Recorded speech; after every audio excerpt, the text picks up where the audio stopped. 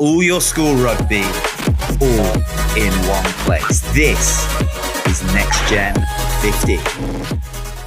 Hello and welcome to another episode of the NextGen15 podcast. I'm Angus Savage and I'm joined by three England under-20 stars in Ben Spencer, Ben Spencer? He was quite a good scrum half, wasn't he? Ben Redshaw, Oliver Spencer and Kane James, who are in camp at the moment ahead of what is going to be a really exciting end to the under-20s Six Nations campaign. First things first, though, you can find us on Spotify, Amazon Music, Apple Podcasts, and all the other usual places, and on social media at NextGen15. That's at NextGenXV. Anyway, that's enough of all that. Ben, Ollie, Kane, nice to see you.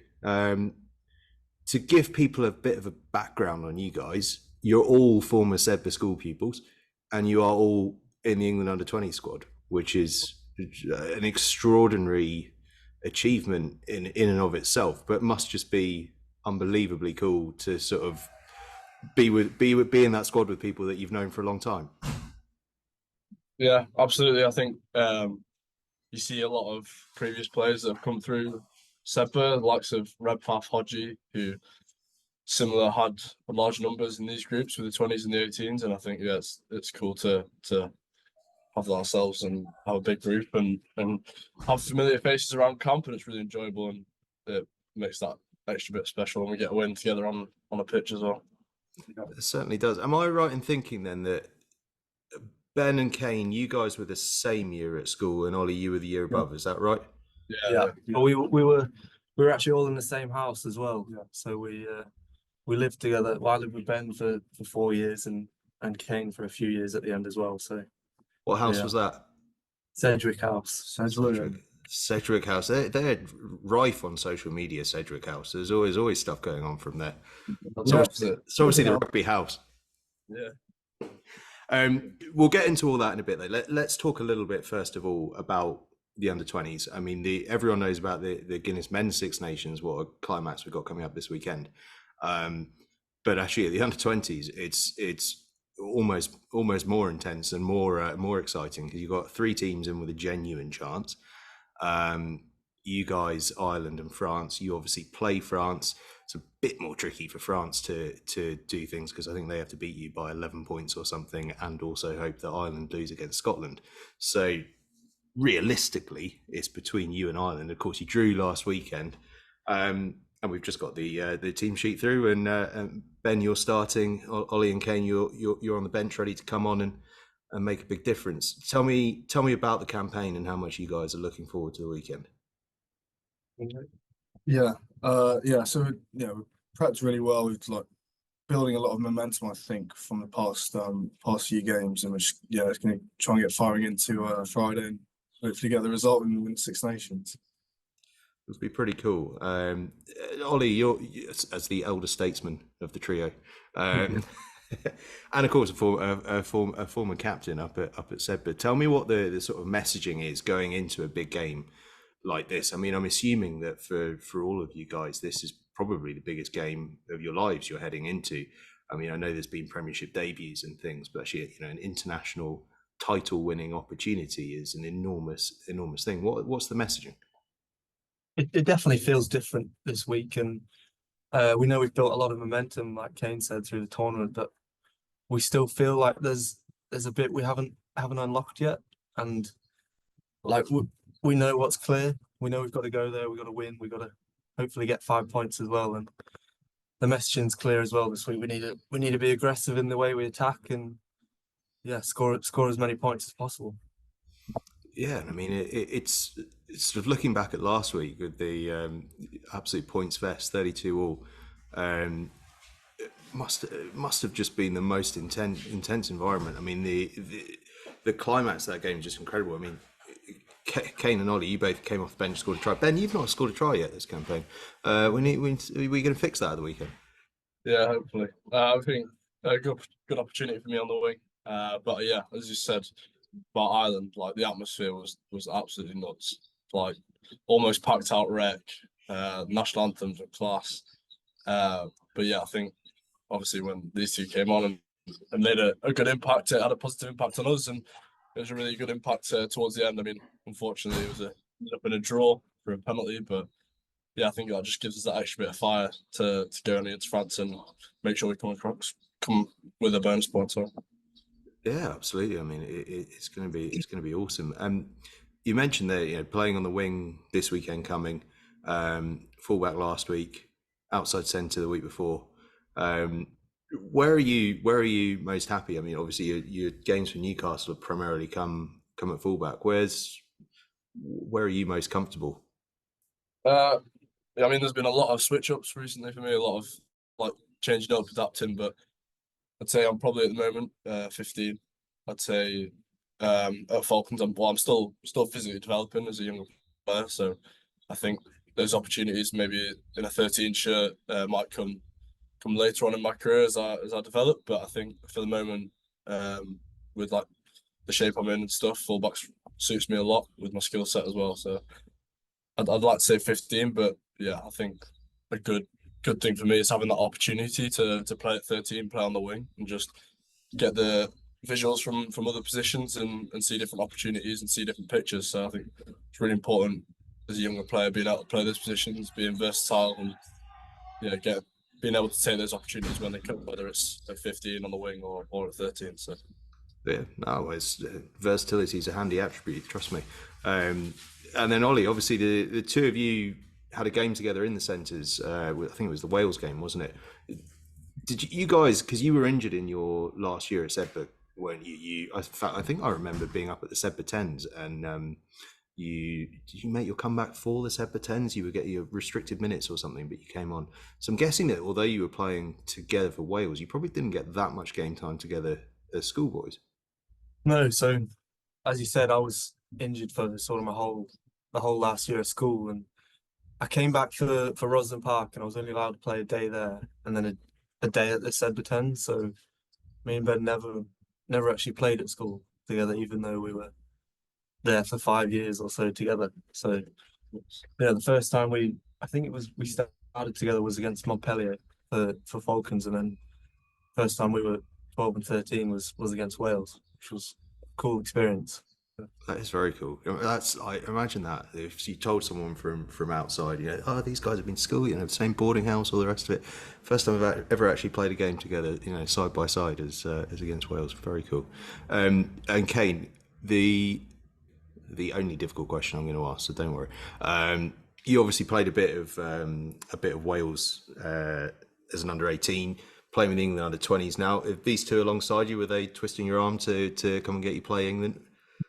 Yeah, a little bit, but I think just like the links with club, and just like the connections. Obviously, we've got Hayden here. Hayden's down at Chiefs. I think it's more of like the connections with the club was a big incentive to come, and then obviously these lads are a bit of a bonus as well. Bit of a bonus or a hardship, one or the other. You never quite know. How is life down at Exeter? Because Rob Baxter, obviously everyone knows how great a job he does at bringing through young players. I mean, we've just the most recent examples. Look at Manny Fayuaboso playing with the England side, or look at Daffyd Jenkins getting captaining Wales at such a young age. What's life like down there? Must be quite good knowing that you're in an environment where there's opportunities for young guys. Yeah, it's brilliant. I love it down at Exeter. There's definitely a big push for the young players. Lots of opportunities, especially this season with like us having a very young team. So I think we'll be building nicely, especially like as this team grows up together. Next sort of 2, 3, maybe 4 years, I think we'll be big title contenders. We've already shown it this year a bit as well, pushing the title. But I think we're growing nicely, and we've got lots of young players coming through. So it's good. Yeah, I mean, well, chairman certainly thinks so, according to his most recent press release. But Ben and Ollie, you guys obviously up at Newcastle, life on the pitch a little harder at the moment than it is for Exeter. But I suppose in a funny way, the upshot of that has been that you guys have had opportunities. You've both got a decent chunk of appearances under you, and Ben starting the first 2 games of the season must just be nuts coming straight out of school. Yeah, I mean, similar to Exeter, we're quite a young group as well. So a lot of our players are quite young, but like obviously me and Ollie have had the opportunity to play in those Premiership games, which has been a massive part of our development. And obviously we've got the 20s here, which is awesome as well. And those opportunities are just really important for us. But yeah, I think obviously we had a tough start to the season. Obviously things just haven't really gone our way. There's been a lot of changes with our coaching team, a lot of changes within the team. But yeah, hopefully with Steve Diamond coming in now, is a bit more consistency and a bit more stern emotion that we might need to hopefully come away with a win at some point in the Prem in the next 6 games. Okay, brace yourselves for some intense training, I suspect. Tell me a little bit about that, actually, though. Those first couple of games, game 1, game 2, start straight out of school. Pretty nuts. Yeah, almost forget the on field. What was going on in your head in the build up to that?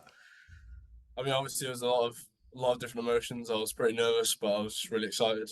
I think I found out like a week and a half before the game, and I was pretty thankful for the opportunity. I think obviously I knew there's some big names in that Bath team, and the likes of Finn Russell coming on around half time. That was pretty nuts playing against him. But yeah, just the whole experience of making my debut, and especially with it being like the first one kind of straight out of school. I mean, didn't expect it to come so early, but yeah, I was really thankful for the opportunity when it came. It was pretty awesome.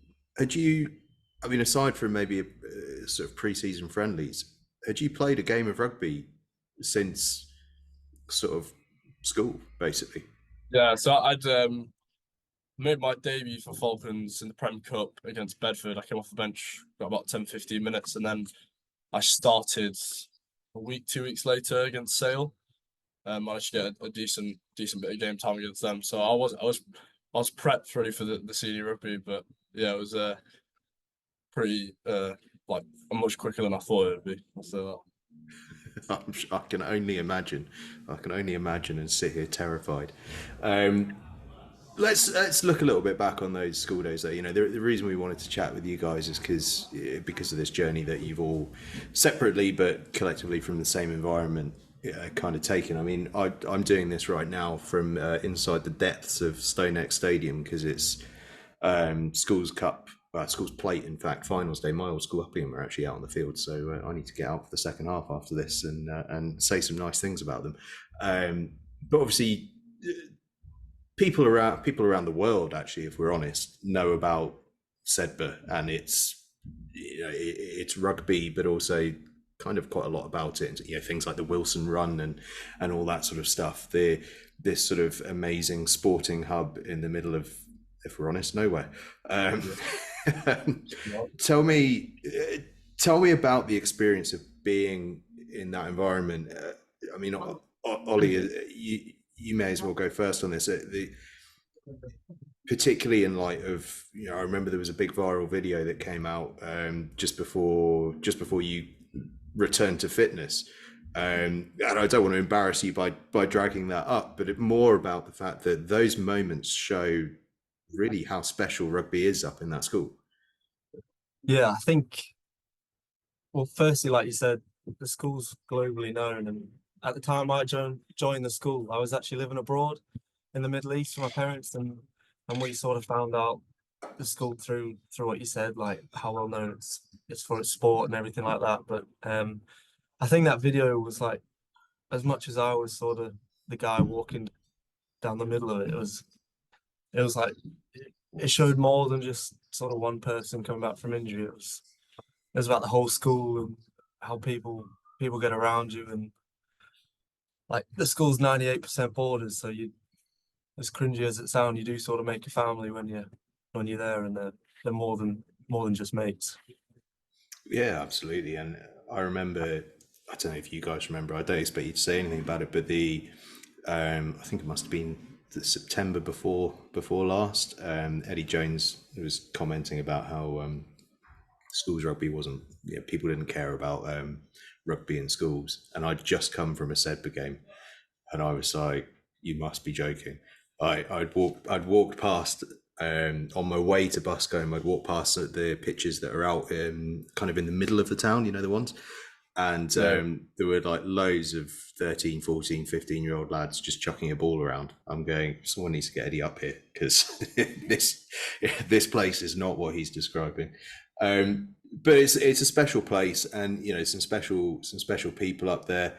I mean, obviously Noxie, Simon Mulholland, who's in charge of all things rugby up there, is a sort of, I don't know if people outside of the school game know of Noxie, but Kane, tell me a bit about, tell the listeners a bit about Noxie.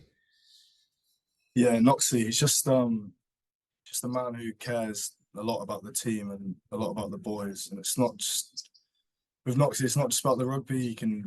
You can go and talk to him about anything. I'd say like all three of us have developed a good relationship with him, and just a great guy on and off the pitch. But yeah, just a brilliant guy. You guys still in touch with him? Yeah, I think we all are. I think what's good about him is, like, obviously Kane's touched upon like the relationships he forms with us, but like I think obviously you spent a touch on it as well, but like the culture he like brings throughout the whole school.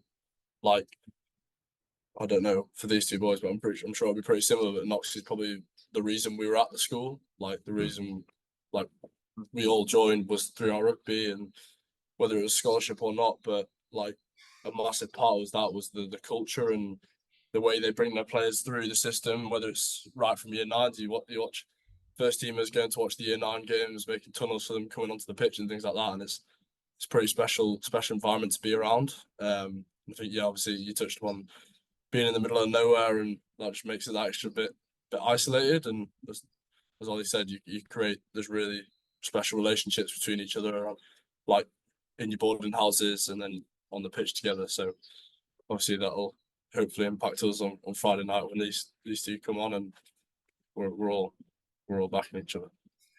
And is there a feeling of pressure? Because you know, I've been inside that pavilion, and every little tiny inch of wall space is covered by someone in an international shirt, and there's lists of various internationals of various nations and various age groups everywhere. Is there a feeling of pressure, or is there a feeling of, do you know what, if they can do it, why can't I? Ollie, I'd say there is a little bit. I think you see some pretty big names and teams that have done really well before you. Like obviously we had it was 3 years where they went fully unbeaten, and obviously there's a lot of internationals in that kind of group.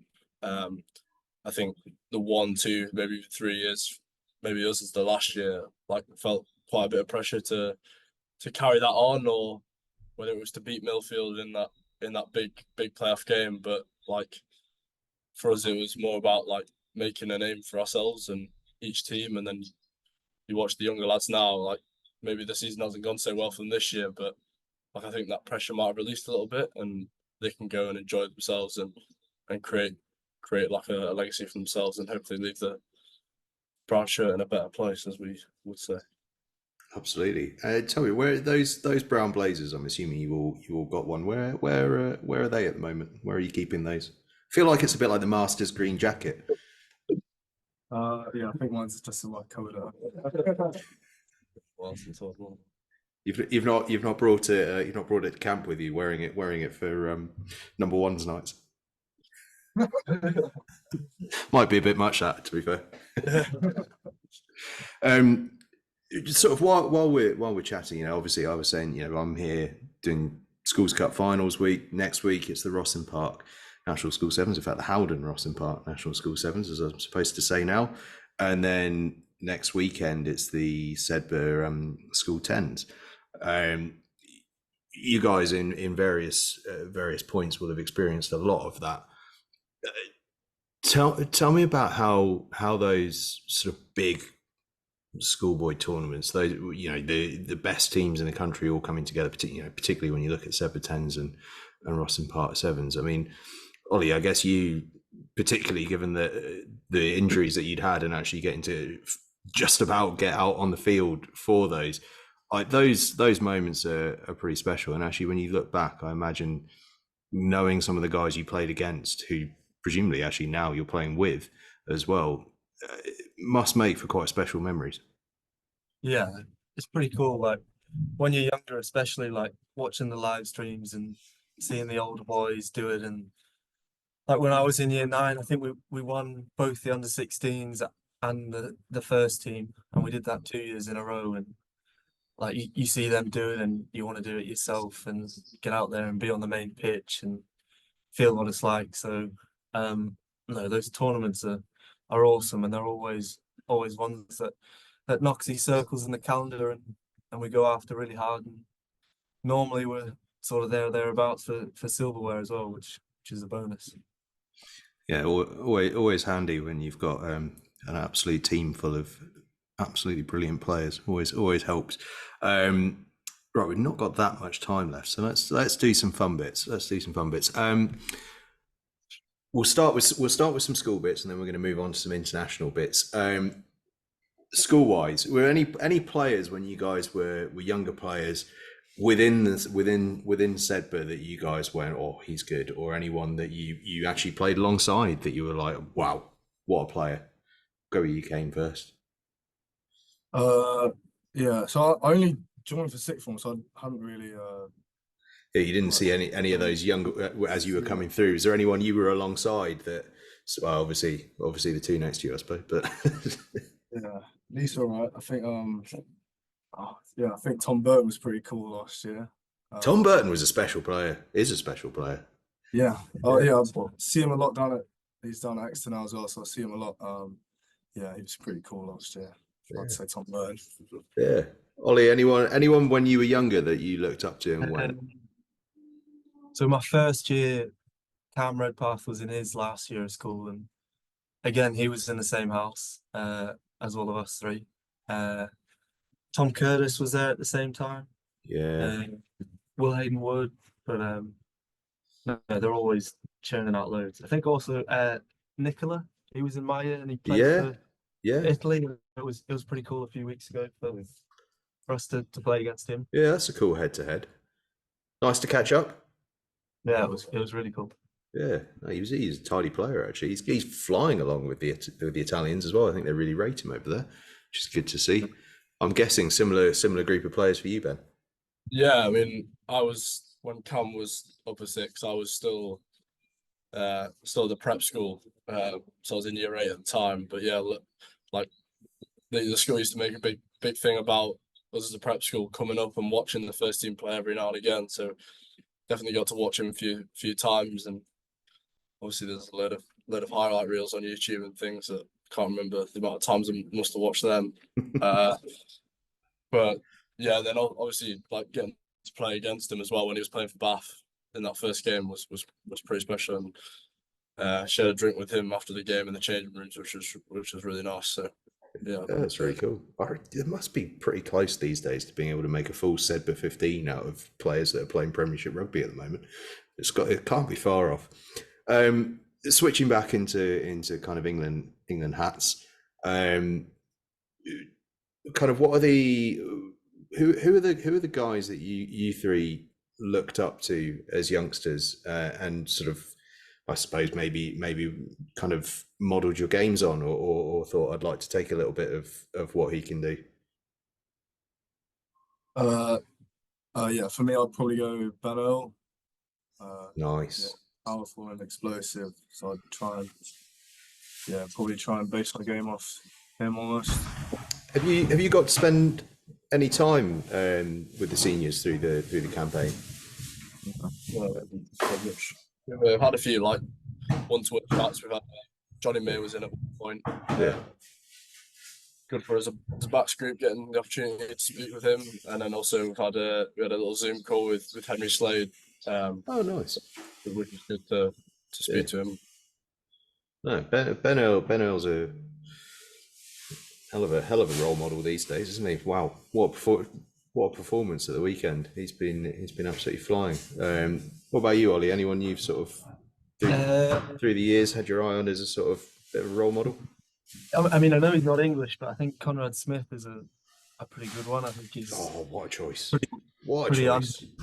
in terms of like, I think every part of his game he was good at. Like there wasn't one thing that he wasn't good at or one amazing thing. But probably now it's someone like Henry Slade. I think he's on fire at the moment, and yeah, he's doing really well. Yeah, no, good choices. I used to love Conrad Smith. Absolutely loved him. My kind of player. What about you, Ben? I think, well, similar to Ollie's not English, but like I just love the way Ben Smith used to attack the New Zealand fullback. I thought it was awesome. So glad you picked him. I'm so glad. And then also like a big one for me is Alex Good. So yeah, watched him playing for Saris for a long time, and luckily I had the chance to speak to him not that long ago and pick his brains a bit. But yeah, I'd say he's pretty special in terms of just his ability to do everything. Really, he's unbelievable and reliable, and yeah, he's threat all over. He certainly is. Yeah. Right, we're gonna get things wrapped up because you guys have got to shoot off to various places. Well, most importantly, getting yourselves ready for the weekend. But before we go, how can people find you, social media, etc., if you want to? Yeah, Instagram. Yeah, I've got an Instagram account. Go on. Well, you want them to give you a follow. Come on, it's all about building the brand these days, mate. It's just my name. Just my name, at Kane James, I think we'll go with then, yeah? I think mine's similar. I think it's Ollie Spencer 22. Ollie Spencer 22. Ben _Redshaw. Ben _Redshaw. There we go. Right, you boys have got to work on building these personal brands. Come on now, lads. Come on. This is the way the game's going. No, brilliant. Thanks so much for the chat, lads. Best of luck at the weekend. But no matter what happens, it's been an amazing campaign to watch, and it's been amazing to follow you guys from school through till now. It's an absolute privilege from our end. Appreciate it. Thank you very much. Thank you. No worries. Cheers, lads. Thanks very much, everyone, for listening to the Next Gen 15 podcast. You can catch up with us on YouTube, Acast, Apple Podcasts, Amazon, and Spotify. We are on at NextGenXV, at NextGen15. Thank you very much for listening. Cheers, lads. Really appreciate that.